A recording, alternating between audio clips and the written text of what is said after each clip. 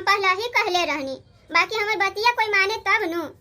कहाँ से इतना करी, कहाँ से लेन देन करी, कुछ समझ में नहीं खे आवत। हमरा के तो कपार बथा था, कपार कहाँ से कुल लाई, कैसे बेटी विदा करी। तनका खर्चा होला ना, बेटा देता कमा के ना मरद देता कमा के। कमाता तो पता न का करता ना करता, वो नहीं आधा उड़ावता आधा भेजावता, नहीं के पता लगता कि का करता ना करता।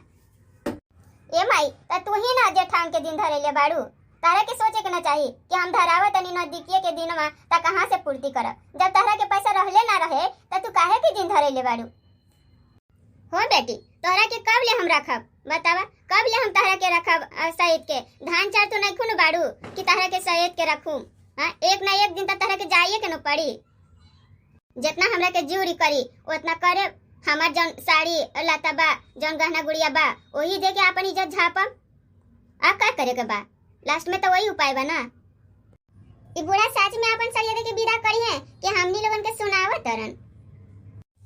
सोले के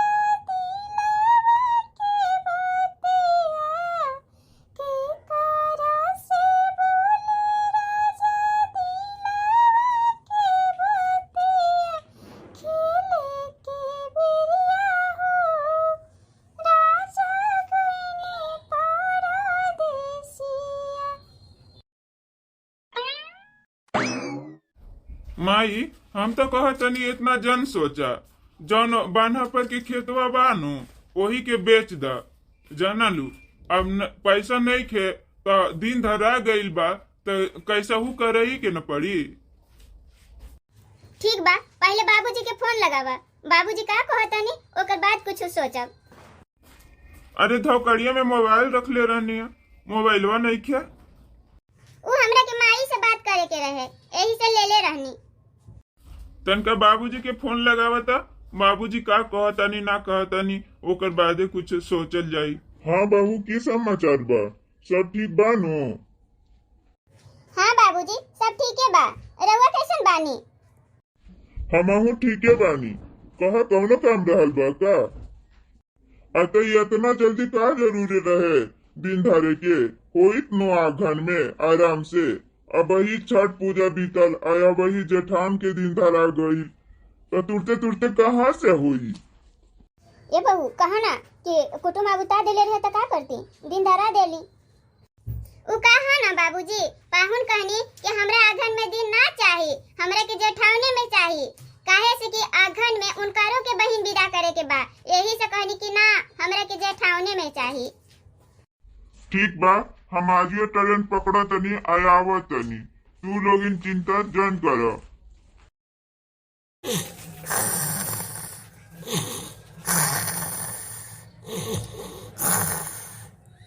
माई तू सब कुछ हमरे के दे देबू तो भैया खातिर का बची।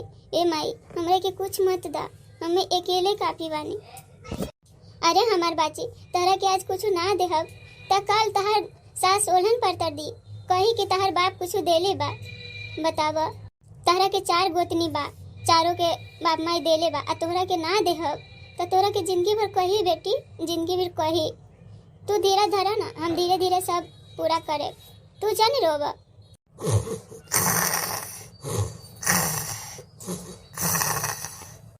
अब 2 दिन बचल बा, आ कुछ नइखे आइल बा, बाबुओ जी नइखे आइल बानी।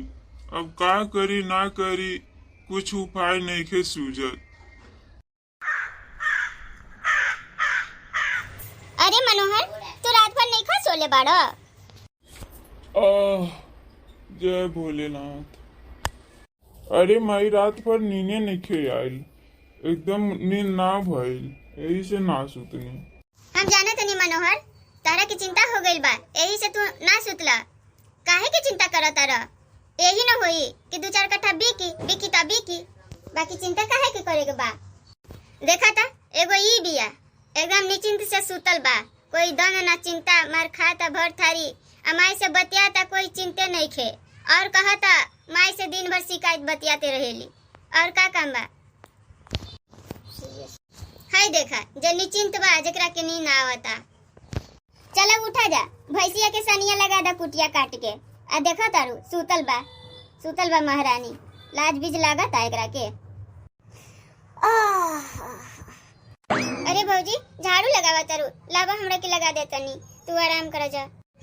इतना दिन से तेको सुखियो न डोलत रहे, आज कहाँ से पूरब के चांद पश्चिम में आ गइल। ना ये ननद जी, हम झाड़ू में लगा ले। अब रोज जाई, रोज माई साथे रही नो, माई साथे लग भीड़ के कुछ कुछ कर दी। देखी कि गोबर पथाइल बा कि ना, ता आमा पाथत हुई तो जाई, रोज कुछ पानी उनी भर दे, मदद कर दे। अब जाई। ठीक बा भौजी, जा तानी। वाह बूढ़ा बा, अब बुझात हवा। जब हम गाँव में आई रहनी तो हमरा के कहत रहनी है कि बाप ये न देले बा, बाप वो न देले बा। अब अपना घरी में कैसन बुझाता कि का दी अपना बाची के का ना दी, अपना घरी में कैसन बुझाता।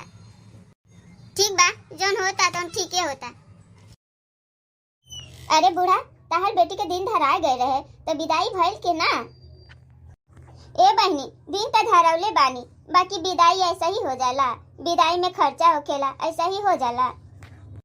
हाँ ये बहनी, ई कुल तो बढ़ले बा। हमनियों के बेटी बा तो देखबे कैलू कि सारा सामान दे के विदा कैनी, 50 खंडा साड़ी दे के विदा कैनी, तो एक कुल तो देवही के पड़ेला। ना देबू तो कल परसों दुसाई हो जाई। वैसे काका दे रहल बाड़ू अपन बेटी के?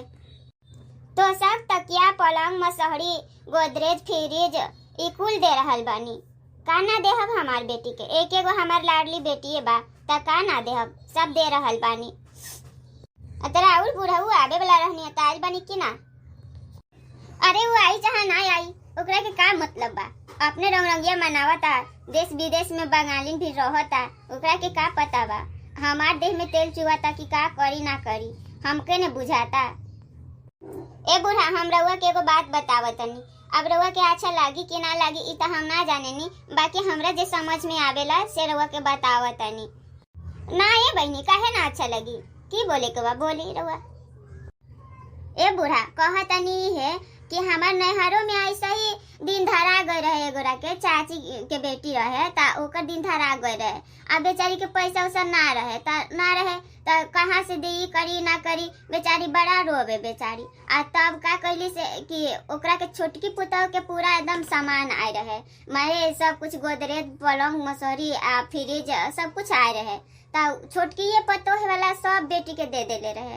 अब का करी, वो सब कुल जितना रहे तितना कुल बेटी के दे देले रहे। अतर औरो छोटकी पतोह के तो सारा सामान आई बा, तो उहे दे दी रुआ। काहे के इन्होंने भटकल चलतनी रुआ, इतना माने दुख हो रहल बा। यही से कहतनी कि सारा सामान जन छोटकी पतोह के आइल बा वही रुआ दे दी आ अपन बेटी के विदा करी। लागता ई ठीक है कहतारी, छोटकी पतोह के जौन सामान आइल बा तवन कौना दिन काम आई, वही कुल दे देतनी अपन बेटी के। और का देखनी, अब आई मजा। ई बूढ़ा हमार पतहू के बहकावत रहनी है, कहत रहनी कि तहार सामान तहार ननद के दे तारी तहार सास, आ हमार घर में झगड़ा लगावत रहली है।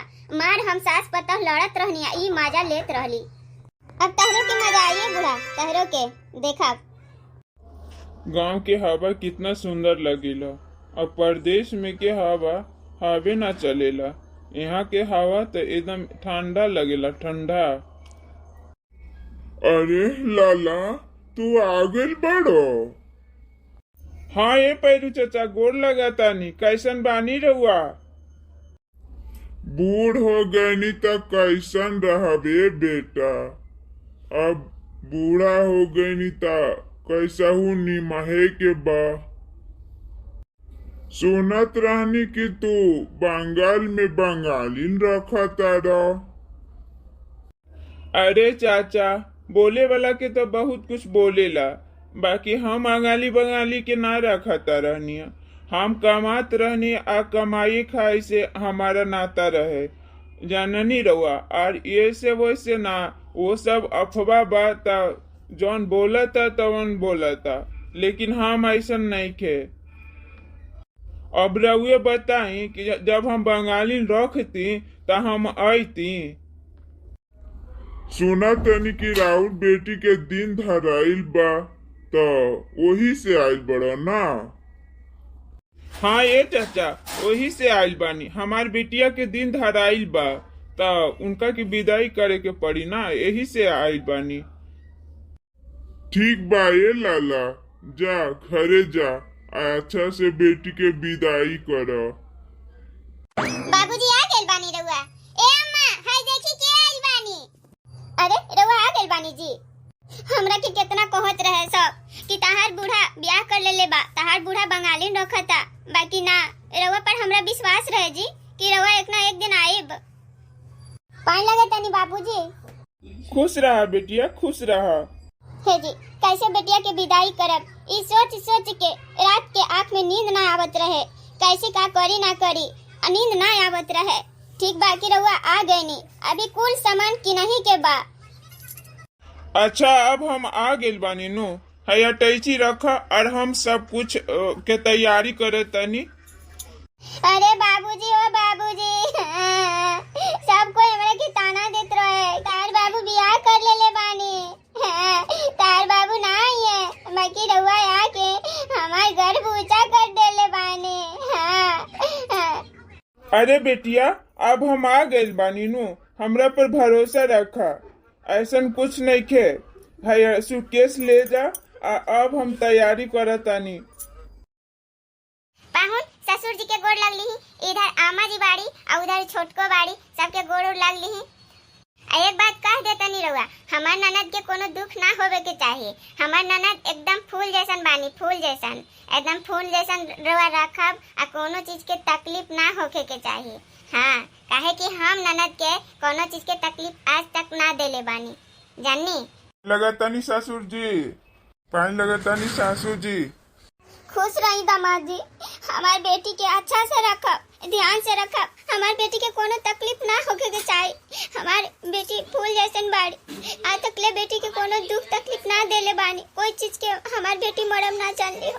यदि कोई गलती भी हो जाए तो हमार बेटी के माफ कर दे हो। ठीक बा सासू जी, चिंता जन करी, राउर बेटी के दिल में रखे, दिल में। नमस्ते भैया जी।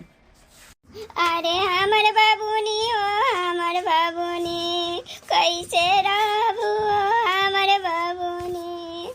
अरे हमर माई रे माई, कानू से आवत रहनी, तारा लगे बैठत रहनी रे माई, अब केकरा लगे बैठब रे माई। ए बाबूनी, आप कितना रोबा, अब जनी रोबा, माथा पीराई रोवा के, चुप रही रोवा, और रउआ अपन ख्याल रखब, अपना से अच्छा से रहे, कोई बात के शिकायत ना आवे के चाहिए, रउआ ठीक ठाक से रहे।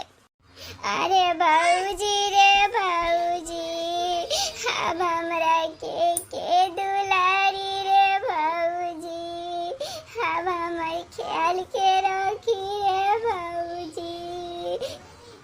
आये बूजी, सब कोई के जाला, अब देखा हम ही नया छोड़ के आइल बानी की ना, हम ही अपन मैतारी के छोड़ के आइल बानी की ना, तो ये परंपरा बा, सब कोई जाला ससुराल। रवा ठीक से रहब, रवा अच्छा से रहब, ता राउर माई के अच्छा लगी, हमके अच्छा लगी, पूरा परिवार के अच्छा लगी, रवा ठीक से रहब। अरे हमर बहिनी हो बहिनी, कैसे रहब हो बहिनी। चुप रह, ज्यादा जी नहीं रोबा, ताहर कपार दर्द करी, ज्यादा न रोबा। जा जा, खुशी से जा और निमन से रहिया। हाँ, आज जल्दी ये हमरा के मामा बनैया। चुप, हंसा हंसा। अरे हमर भैया हो भैया, अब केकरा से लड़ब हो भैया। चुप रह बेटी, चुप रह। अरे हमर माई हो माई, अरे हमर कितना ख्याल आई हो माई। चला ये बेटी, चला, विदाई के मुहूर्त निकल जा रहल बा, चला चला चला। जिन रोबा ननद जी, जिन रोबा, अब कितना रोबू, माथा पिराई बहिनी, माथा पिराई, चुप, अच्छा से रहब, अपना लूर लक्षण से रहब। ला चली, ली चली, बाबू से मिल ही रहुआ। आहो हमर बपैया हो, हमर बपैया, हमरा के खबरिया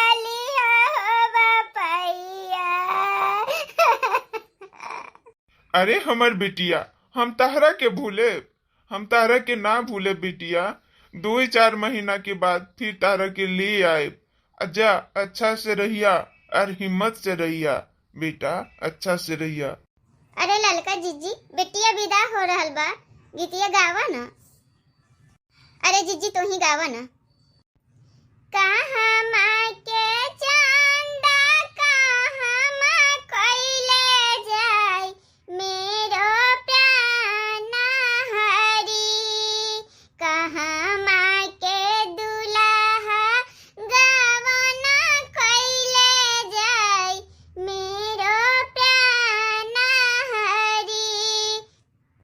कहाँ माँ के दुल्हा गवना कोइले जाय, मेरो प्राण हरी। पूर्वे के चंदा पश्चिमा कोइले जाय, मेरो प्राण हरी।